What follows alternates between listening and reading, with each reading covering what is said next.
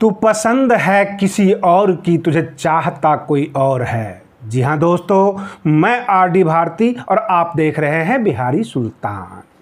आज हम आपको दो ऐसे नेताओं के बारे में बताऊंगा जो बहुजन समाज से हैं। हाँ जी, हेमंत सोरेन जी और उदित राज जी। ये लॉकडाउन में किसने क्या क्या किया। अगर आप हमारे चैनल पर नए हैं तो चैनल को सब्सक्राइब कीजिए, वीडियो अच्छा लगे तो इसे लाइक कीजिए, शेयर कीजिए। सबसे पहले मैं बताऊं कि हवाई चप्पल वाले को हवाई जहाज में बिठाने का सपना हमारे देश के प्रधानमंत्री जी ने दिखाई थी और भारी बहुमत से देश के प्रधानमंत्री बने। यह श्रमिक समाज, ये मजदूर समाज जो है फुल वोट किया था उनको, पूरा देश ने वोट किया था। परंतु लॉकडाउन में जब कोरोना संकट आया तो वो पीछे हट गए, छुप गए, अपनी मन की बात कहते हैं, किसी के मन की नहीं सुनते। परंतु झारखंड के मुख्यमंत्री श्री हेमंत सोरेन जी ने लेह में फंसे हुए श्रमिक भाइयों को हवाई जहाज के जरिए झारखंड बुला लिया। रांची एयरपोर्ट पर खुद रिसीव करने पहुंच गए। तभी तो कहना पड़ गया हमें, तू पसंद है किसी और की, तुझे चाहता कोई और है। बहुजन समाज में बहुत सारे ऐसे नेता हैं जिनमें अच्छी क्वालिटी है, वो अच्छा काम कर सकते हैं।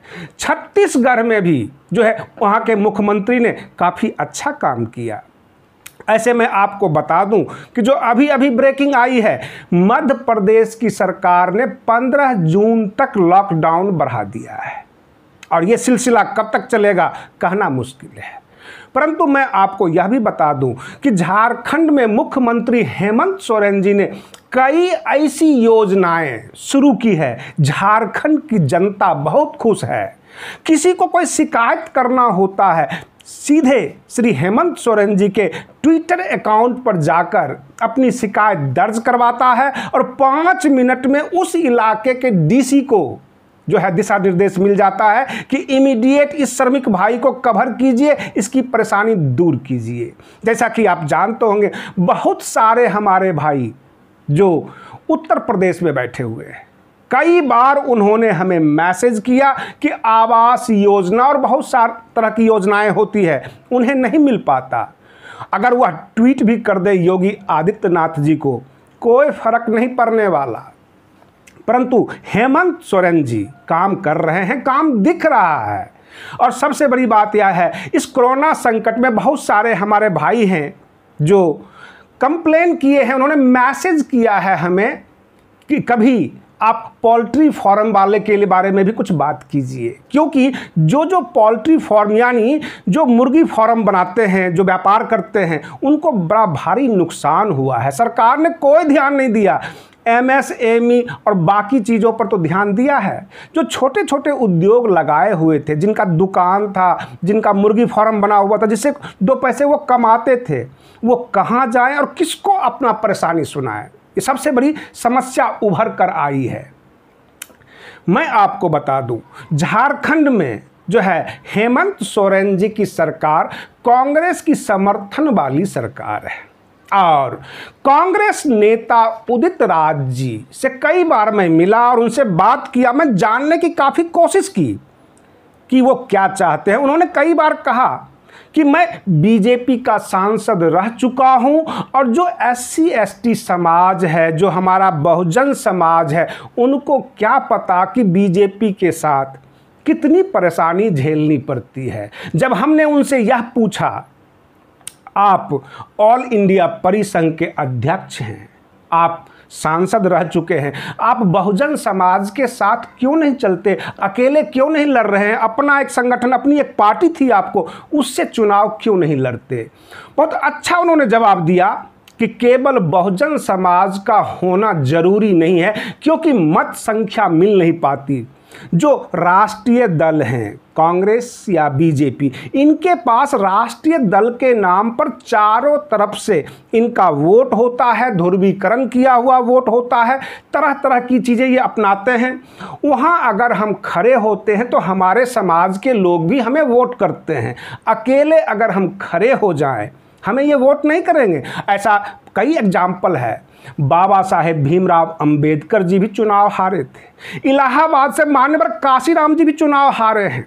और रही बात ये कि जगजीवन राम यानी बाबू जगजीवन राम इसलिए चुनाव जीतते रहे थे क्योंकि वह कांग्रेस के साथ थे। चुनाव जीतने के लिए ये दो पार्टियां जो है कांग्रेस और बीजेपी कहीं न कहीं से सुविधाजनक होता है। आप कई बार उदित राज जी को एक पूर्व सांसद, एक SC/ST समाज के नेता, एक इंडियन जस्टिस पार्टी के अध्यक्ष और ऑल इंडिया परिसंघ के अध्यक्ष के रूप में जानते होंगे।